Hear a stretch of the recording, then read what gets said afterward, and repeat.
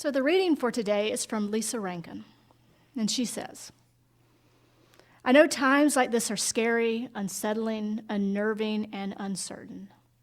The illusions of certainty and order, and they are, of course, only illusions, fall apart, and we are faced with the fragility of certainty.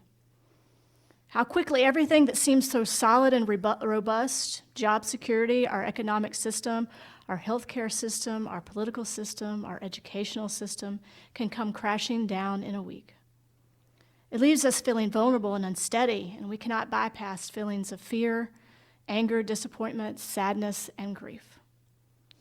We must feel them fully and let them wash through us, bringing with them the gifts such emotions bring: intuition, boundary setting, letting go, rediscovering our core values, finding our priorities, thinking about the kinds of people we want to be in times of crisis. And so it is. So welcome to those of you who may have just arrived.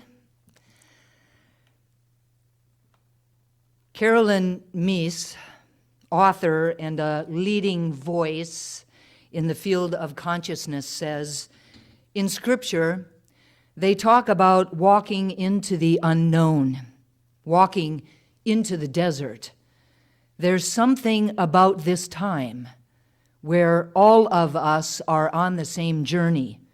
Everyone, in every nation, we're all taking the same journey.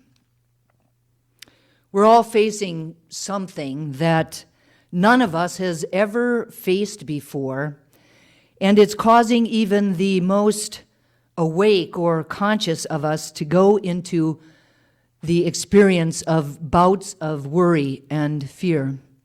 We're being bombarded with fear, panic, conflicting information, and so much more.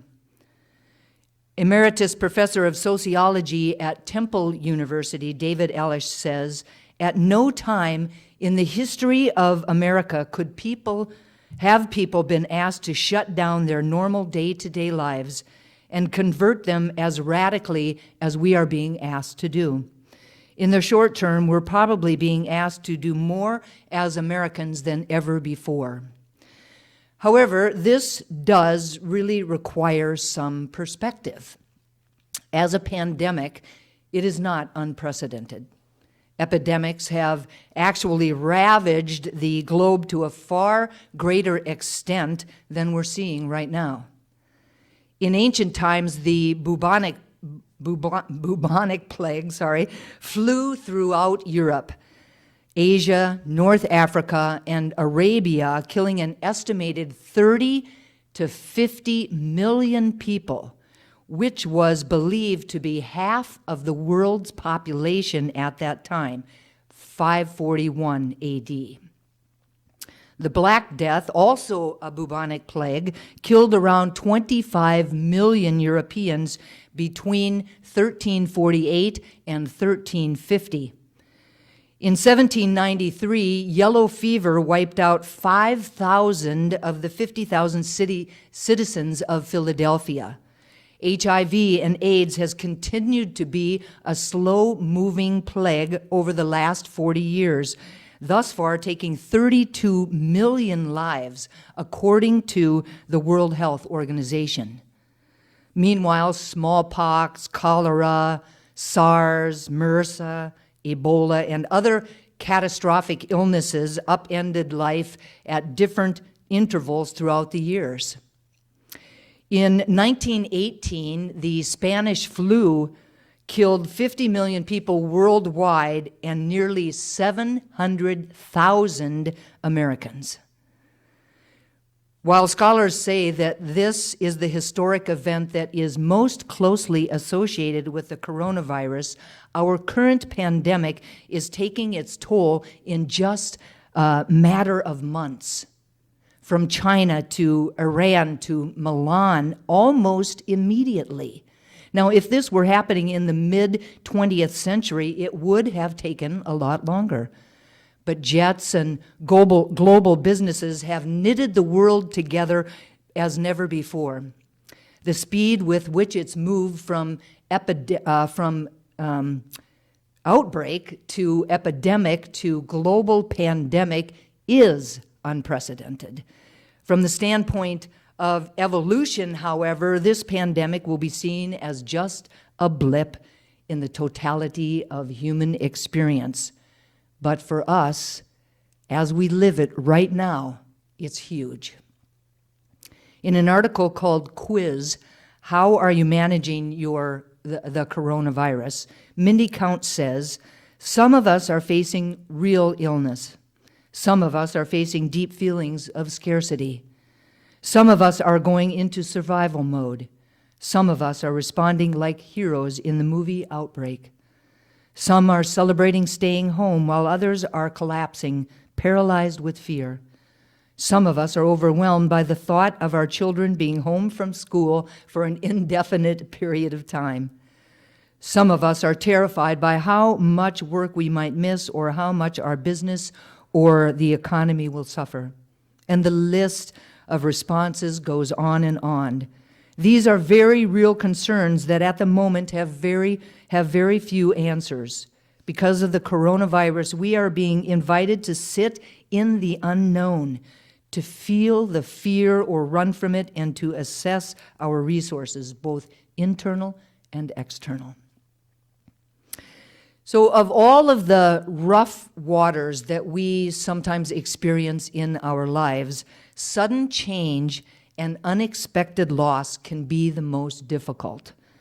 Now, with the onset of the coronavirus, we are experiencing a great deal of both sudden change and unexpected loss and death. There's really so much to feel right now, and not just for the elderly or the chronically ill or the disabled who actually might be facing the end of their mortal life, but in truth, all of us are facing tiny deaths on one level or another. The death of an Olympic dream, the death of graduations and coming of age ceremonies, the death of a retirement account, the death of a wedding or a honeymoon or a long anticipated vacation, the death of a job, a career, or a business. Yes, some of these deaths are first world problems. However, they are all valid reasons to feel sad, disappointed, let down, angry, and frustrated. The invitation is to not engage in comparative suffering. Those moments when we shove our own feelings under the rug, believing that our suffering is somehow less than everybody else's suffering. Everyone should be allowed to feel their feelings. The invitation, however, is to feel our feelings without getting stuck in the feelings of negativity, anger, scarcity, and victimhood, which we can so often get entrenched in when we interpret change and loss as adversity.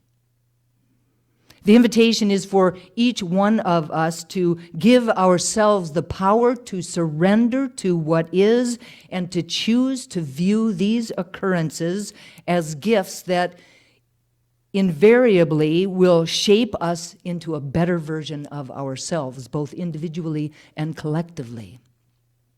The invitation is to remember that we are one with the power and presence of God and that anything is possible. With the continuing spread of COVID-19, many of us find our daily lives permeated by fear and anxiety.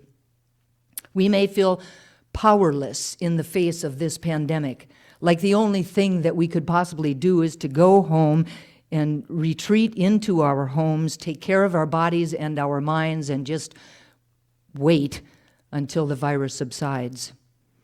While the coronavirus and its health risks are absolutely real, the fear that we're experiencing and the way that it manifests may be an even more dangerous pandemic.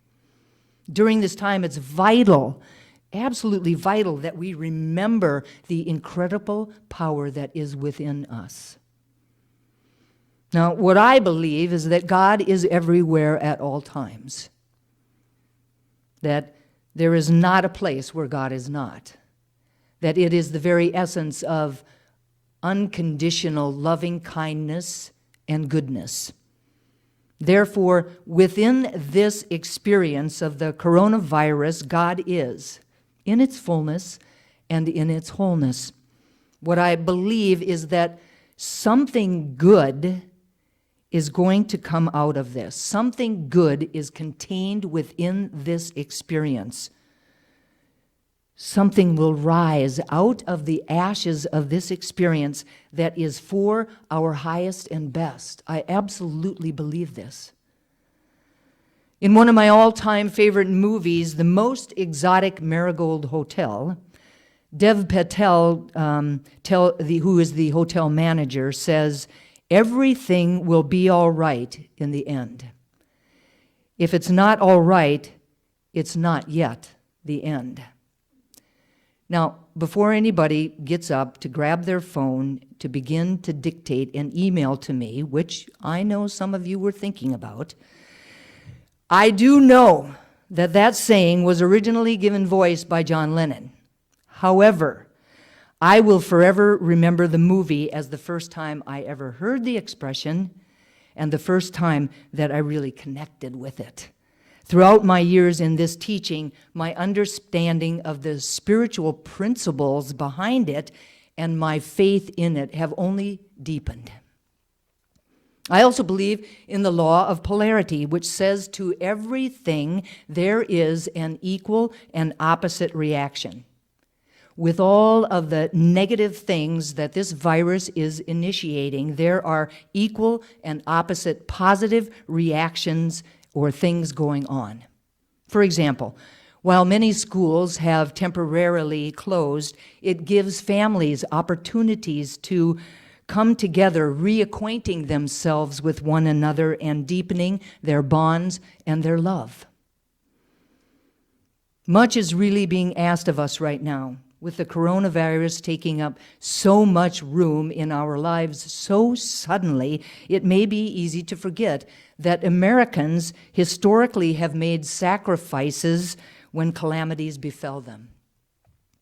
During the American Revolution, when men were pressed into battle, women rearranged their days to sew the soldiers' uniforms. In the Civil War, which generated nearly 500,000 deaths, people's houses were taken over to serve as hospitals. During World War II, when we lost around 405,000 military men, Americans bought bonds. They rationed food and they turned out the lights at night to avoid becoming bombing targets. As the war progressed, Rosie the Riveter became a symbol of American resolve, a no-nonsense woman rolling up her sleeves to reveal the muscle and grit required at that time. The image stirred citizens into action. The common denominator from 1776 to Pearl Harbor was that people were being asked to do things, and they complied, finding direct and immediate ways to help. After 9/11, when Americans suffered the shock of terrorism, they were stoked by nationalism to get involved. The fact that we are all here today is a testimony to the resilience of all of those that went through all of these challenges. Because of their resilience, we literally have the ability for resilience encoded into our DNA, encoded into our cells. To do our part today, we are being asked to stay at home because we may or may not have a virus that may or may not spread to a stranger. This is intangible and may be hard for some people to take seriously, but it may also cause panic in others. But here we are, knee deep in a necessary but painful precautionary process to protect ourselves and our communities from this virus. We're practicing social distancing and ensuring that we stay clear of crowds. We're washing our hands. We're staying home. Everything is getting canceled. We cannot rally in the public square or decompress at movies or play volleyball in the park. We must isolate, which is, in general, against Americans' gregarious nature. Those of us who take our spiritual lives seriously may ask if there's anything else that we can do. Is there a spiritual response? One answer to that is that social distancing invites us into solitude, encourages us to carve out the time for introspection, reflection, and contemplation. As we practice social distancing, we have the opportunity for a deep check within ourselves. It's a time in which we could break free from the old patterns and worn out ways of being in our lives that no longer serve us. It's an opportunity to develop a more sustainable lifestyle. It's an opportunity to see if we are truly serving ourselves, our families, our communities, and the planet in ways that we really desire. It's an opportunity to ask ourselves, what is my contribution to the energy of this crisis? What is my contribution to the energy of this crisis? Am I adding to the hysteria or fear, or am I creating something different for humankind as a whole? We can hunker down in fear. It's a choice. Or we can look for the opportunity to care, each in our own way. Our kindness is a light that we shine out from the depths of us, and the more that we extend it, the brighter it gets. The more that we extend that bright light out from within us, the more it illuminates the darkness. The invitation is to find ways to give to each other, to find ways to give to each other without expectations, to find ways to give to each other until goodness flows from the center of our being. The benefit is not only for those that we directly touch, but also contains within it the possibility that our generosity of spirit will actually create positive energy that permeates the very air that we breathe, that causes shifts and transformation within the collective consciousness as a whole. The virus is now calling us into a deeper dive into ourselves, and it presents us with an opportunity to nourish and care for one another and for our world. The bottom line is that the smallest of things that we can do for each other right now, and the positivity that we release as we do those things, is more powerful than we know. It can change the lives of those that we encounter in ways that we cannot even imagine. It creates a powerful new vision of who we are and what we can accomplish together. Unlike any time in history, we must change the basic way that we interact with one another.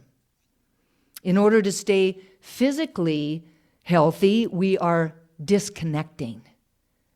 Now, this disconnecting can be problematic in and of itself.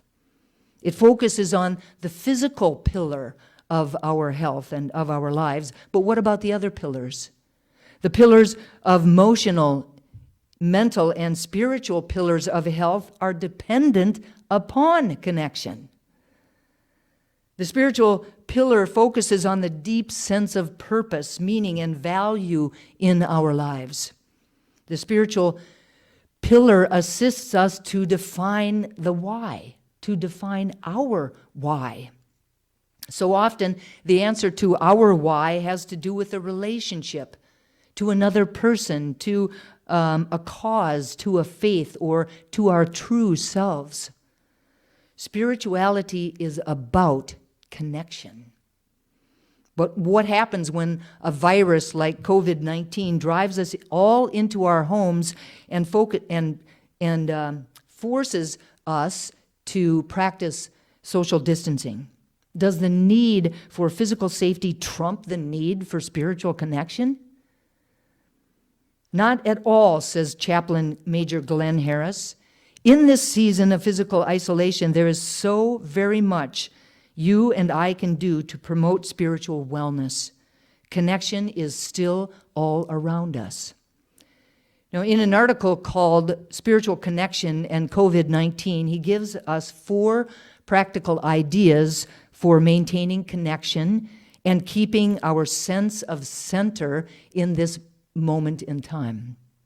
The first is to write a gratitude journal. Grab a notebook of some kind and put it on your nightstand. And then at the very end of your day, simply jot down 3 to 5 things that you're grateful for. We've talked about gratitude journals all of the time.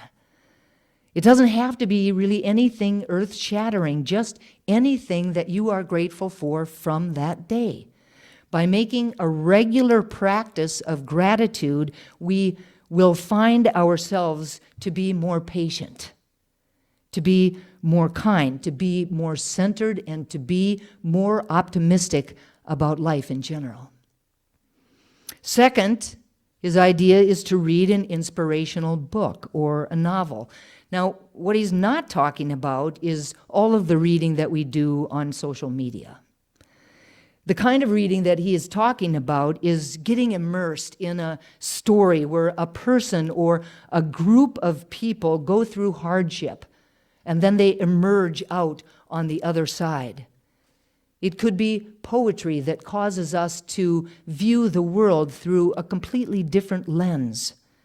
It could be a motivational speaker or an author who invites us to tap into the deeper spiritual principles of our lives. He suggests that if a particular line or a verse or a quote really resonates with us in some way, that we should write that quote or that verse or that line on a sticky notepad and put it in a place where we will constantly be seeing it.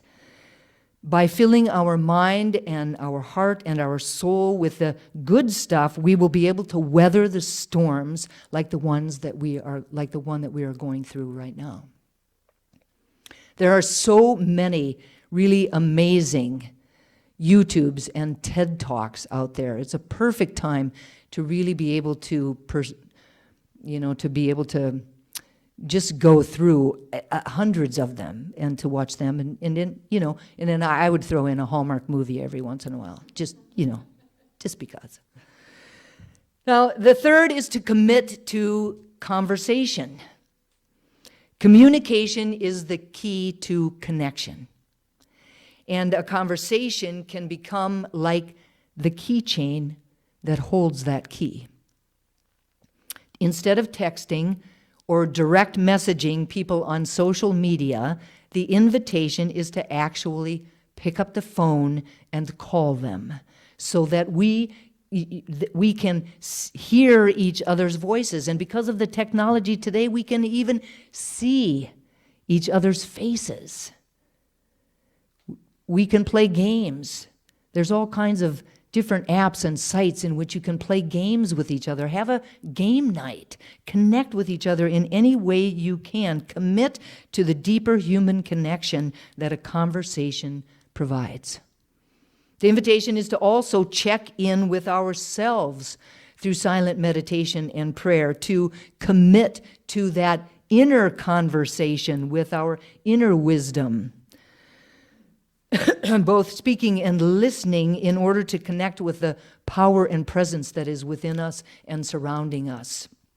Journaling can also be another part of that deeper conversation with our higher selves. The fourth idea is to listen to uplifting and inspirational music. Music has a way of bypassing the logic and skepticism of our minds and makes its way directly into our heart and soul. That's one reason why so many faith traditions use music as a deeply spiritual and deeply religious practice. It can change us in profound ways. Now, I leave you with this quote by Jean Houston.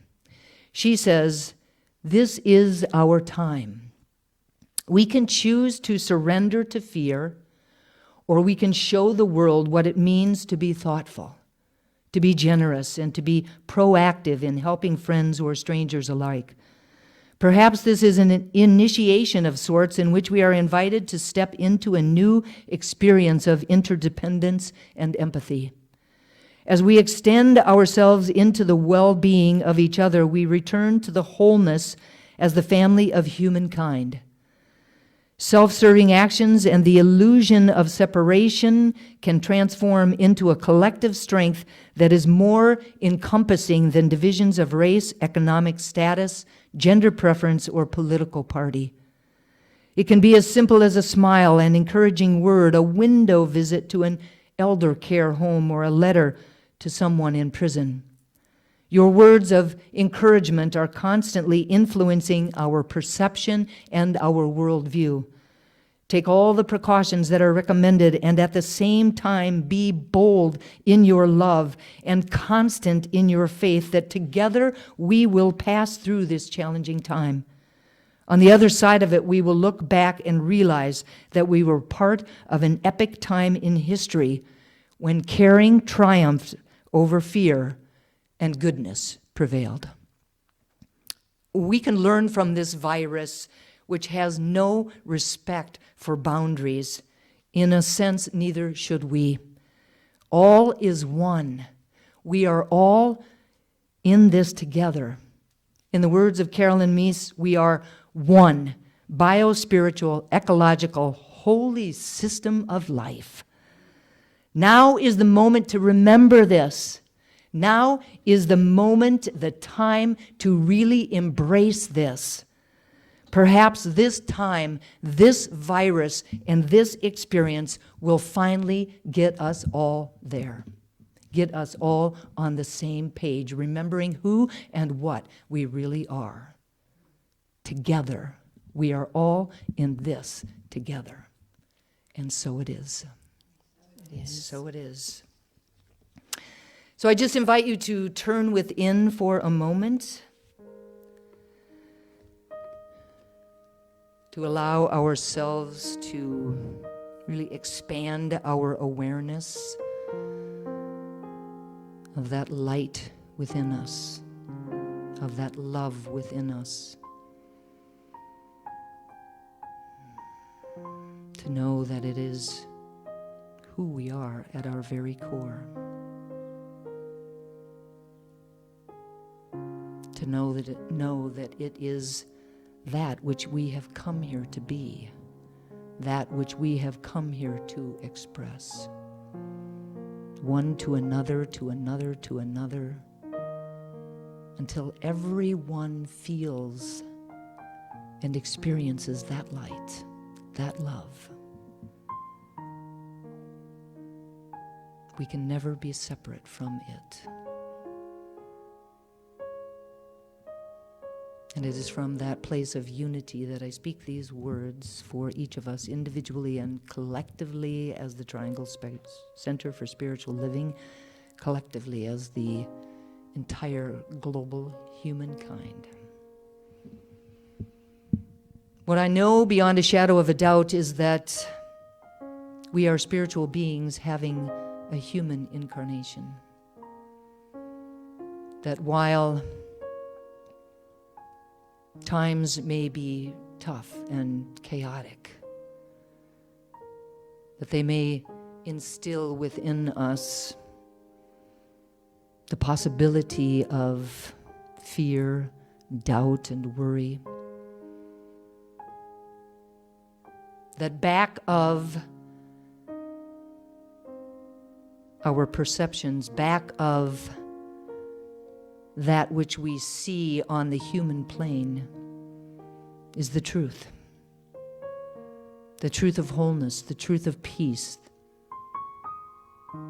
the truth of abundance, the truth of freedom, the truth of unconditional love. What I know is we are one.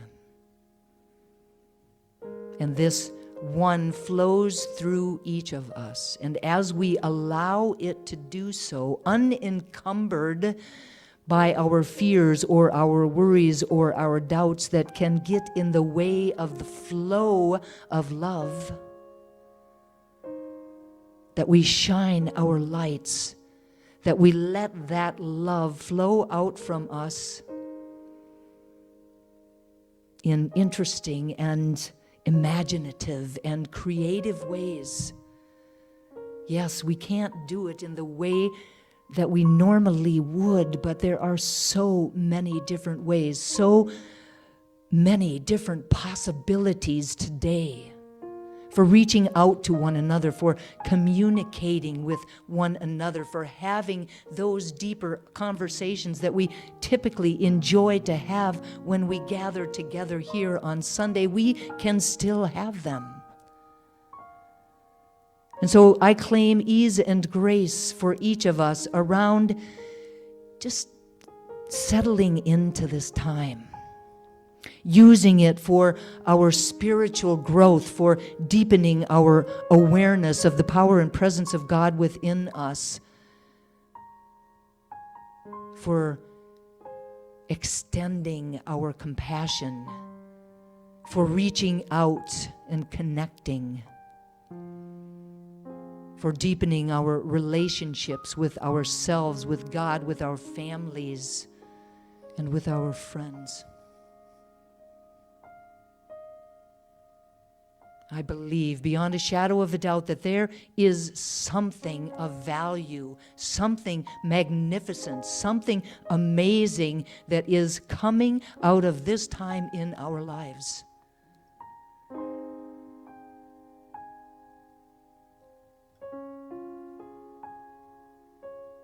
That law of polarity says that everything has an opposite and equal reaction, an opposite and equal response. So for all of the chaos, there can be joy. For all of the struggle, there is freedom. For all of the confusion and doubt, there is a new clarity that we can come to about who we are and how we should be in the world. And for that I am grateful. I release these words into that law that only ever says yes, clothing them in form even as they are spoken. And so I speak them and I release them with love and gratitude in full expectation of their manifestation, letting go and letting God be God. And I invite everyone within the sound of my voice to anchor this prayer for ourselves, for each other, and for everyone on the planet simply by saying, and so it is. And so it is.